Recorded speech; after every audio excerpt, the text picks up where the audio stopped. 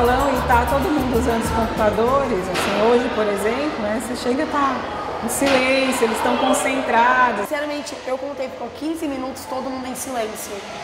E todo mundo concentrado no que mágico. Que acho que todo mundo tava mexendo no computador e eu acho que todo mundo se acalmou mais. No primeiro momento deu medo. Eu vou dizer para você que eu vi uma outra escola hoje. É como, sabe, quando você está aprendendo uma língua e você começa a entender aos poucos o que o outro está falando para você?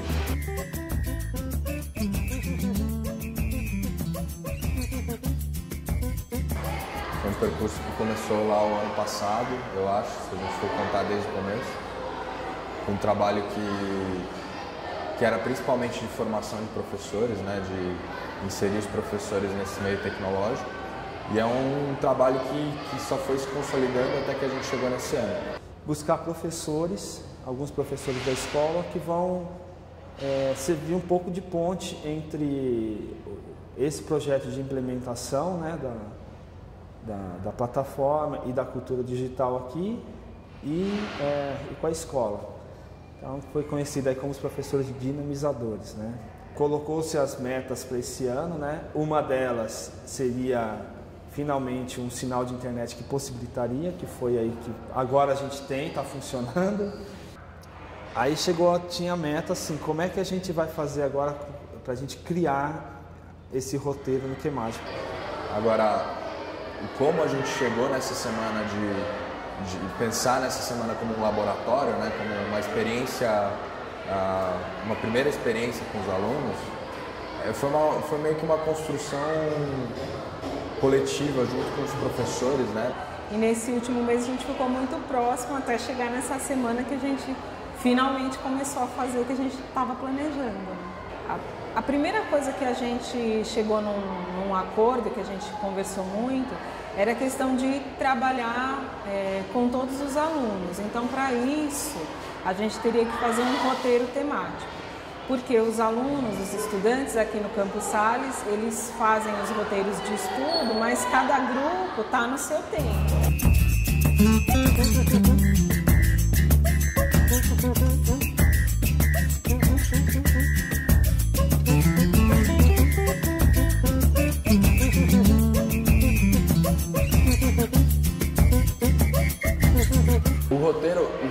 Esse roteiro temático que a gente produziu,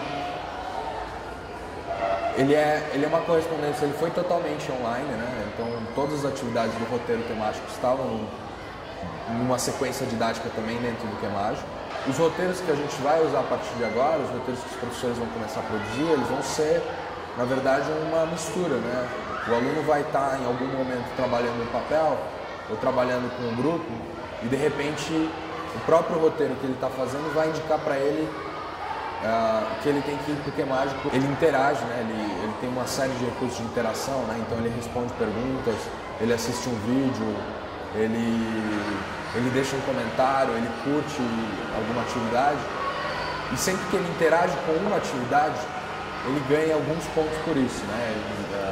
É o que a gente chama de gamificação. Então, ele ganha algumas estrelas pelo fato de ele ter entrado naquela atividade e ter feito aquela atividade.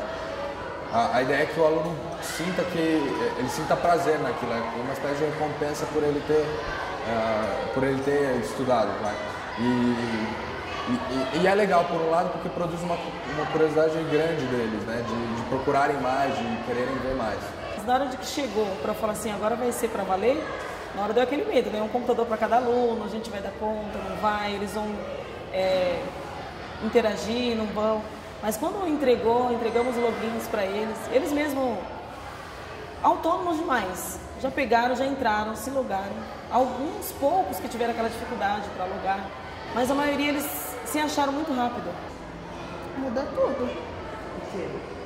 O jeito da gente aprender, porque eu acho assim que é mais fácil pra gente aprender mexendo no netbook. Eu sempre falei que a escola tradicional não está mais funcionando, porque a molecada está por aí com acesso à informação em todo lugar. Aí você chega na escola, uma lousa, uma cadeira e um papel, para eles já não, eu acredito que não funciona mais. Então você percebe que os colegas estão com um uma expressão assim de alegria também, além de que tem um trabalho novo, né? Gera um estresse também para todo mundo. É um jeito novo agora de trabalhar dentro do salão, mas apesar disso, desse receio que causa a novidade, o pessoal estava bem animado. Assim. No começo foi meio desafiador, assim, né? Porque o que a gente vai colocar, que link, qual assunto, porque o 5º ano é pesquisa. Eles estão na fase de pesquisa, no ciclo 2, do 4º ao 6º ano é pesquisa. Aí para você chegar para uma criança e falar, vocês vão fazer pesquisa, para eles entenderem primeiro o que era, o que a gente fez. A gente procurou buscar um assunto que eles se identificassem. Aí, conversando, a gente chegou no Scooby-Doo, nos filmes do Scooby-Doo, desenho do Scooby-Doo, que tem um mistério, como chegar, como resolver. A gente resolveu colocar os episódios do Scooby-Doo como pesquisa. Então, assim que eu cheguei no salão, a oficina estava rolando, eles chamaram para contar, para mostrar, olha professor, eu fiz tantos pontos, olha professor, eu comentei o que o fulano falou dessa atividade. O fato das linguagens, né? Porque o mundo hoje, ele está exigindo da gente outro tipo de linguagem, como a linguagem audiovisual, né? A gente percebeu, por exemplo, que com essas ferramentas tecnológicas, elas podem nos auxiliar. No salão é difícil você ter o dicionário.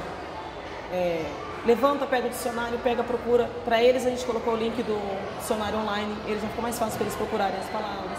Bem mais rápido, mais independência para eles também. Um roteiro, se eles fossem fazer no papel, colocássemos 3, 4 páginas, eram 2 dias de trabalho. Eles fizeram em 1h30. Então bem mais prático. Acho que eles se interessaram mais. Porque, todo dia, caderno, livro, caderno e lápis. Enjoa. Trabalhar com os professores dentro de oficinas, os recursos de análise, né, que eles podem usar. Eles começarem a trabalhar com a questão dos dados. Como é que eles podem olhar para os dados que os alunos estão produzindo e usarem isso para planejar novas atividades. Quais foram os alunos que interagiram, né? Se os alunos interagiram, se eles fizeram uma determinada atividade, quanto tempo eles passaram, usando o tempo, eles podem identificar às vezes dificuldades dos alunos.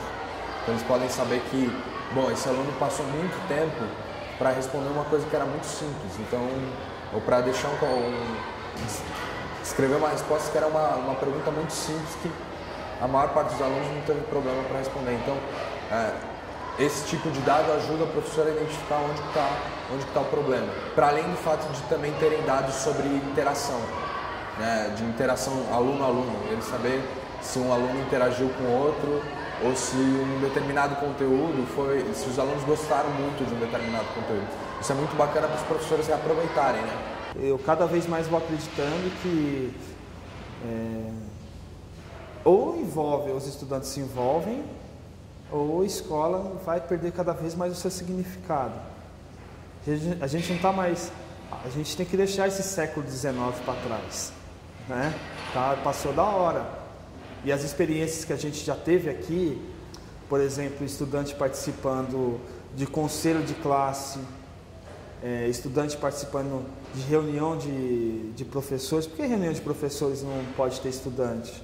Quem é o centro, quem é o principal motivo, a razão de ser isso aqui é o estudante. Eles já sabem disso. Nós, professores, precisamos aprender isso aí.